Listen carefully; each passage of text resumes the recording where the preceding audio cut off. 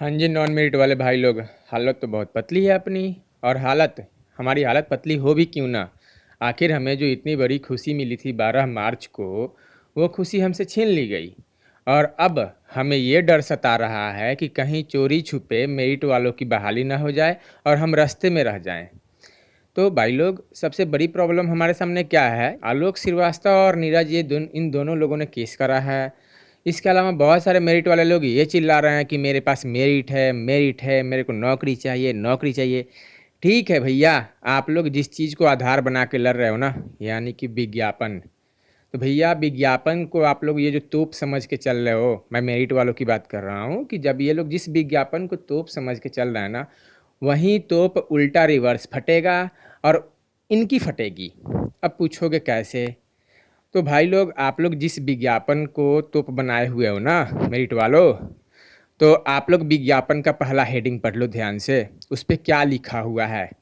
उस पर लिखा हुआ है बिहार राज्य शिक्षक पात्रता परीक्षा। ऐसा कहीं नहीं लिखा है कि बिहार राज्य शिक्षक नियुक्ति परीक्षा। तो जब पहले ही लाइन पर लिखा गया है पात्रता परीक्षा, तो तुम तो पटके गए भैया कोर्ट में ही।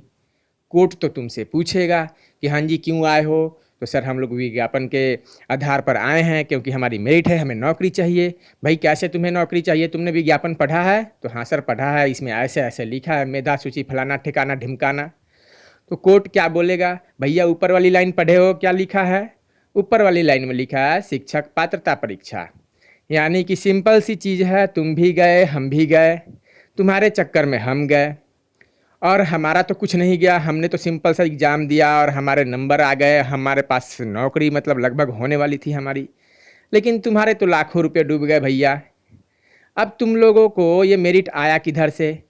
जब साला तुम लोग एग्जाम दिया तो उस समय मीडिया में सब रो रो के चीख चीख करके सितंबर में बोला क्या कि ना पेपर बहुत हार्ड था, आईआईटी लेवल का, बीपीएससी लेवल का, इस तरह का क्वेश्चन आया था। तो भाई लोग, जब आईआईटी लेवल बीपीएससी लेवल का क्वेश्चन आया था तो तुम्हारे 135 140 कहाँ से आ गए? ऊपर से नॉर्मलाइजेशन हुआ, नॉर्मलाइजेशन में 20 नंबर 25 नंबर लगभग सबके कटे हैं। तुम्हारे कहाँ से आ गए भाई? तुमने कौन सा तीर मार दिया? मैं बताता हूँ कि असलियत क्या है। 12 मार्च को जो ओरिजिनल रिजल्ट घोषित किया गया था, जिसमें कि 82 85 90 95 100 वाले थे, ये ओरिजिनल मेरिट वाले असली बंदे ये हैं, इनकी नौकरी थी। बट तुम लोगों ने क्या करा कि तुम लोगों को जो 3 महीने का समय मिला है, उसमें तुम लोग तो खूब भागे खूब दौड़े। जिसका 35 था उसको 135 बनवा लिया, जिसका 28 था उसको 128 बनवा लिया। मतलब तुम लोग 0% हो करके लाख 2 लाख रुपया दे करके दूसरे के पेट पर जो लात मारने चले थे, तो आज तो तुम्हारे पेट पे खुद लात पड़ने वाली है। मान लो तुम लोग थोड़ा बहुत केस भी लड़ लिए ये आलोकवा और नीरजवा के दम पर, तो आलोकवा नीरजवा किस चीज़ के दम पर कूद रहा है? यही है ना कि हाँ विज्ञापन के दम पे कूद रहा है। चल भैया, हम भी विज्ञापन के दम पे ही आते हैं। या किसी भी कीमत पर नियुक्ति तो होने वाली है नहीं, और जब नियुक्ति नहीं होगी तो तुम्हारे ये जो लाखों रुपए है ना, जो तुमने दे दे करके 35 को 135 और 28 को 128 बनवा करके ये जो अपनी मेरिट बनवाई है ना, वो तो तुम्हारे पैसे पैसे भैया डूब गए समझो।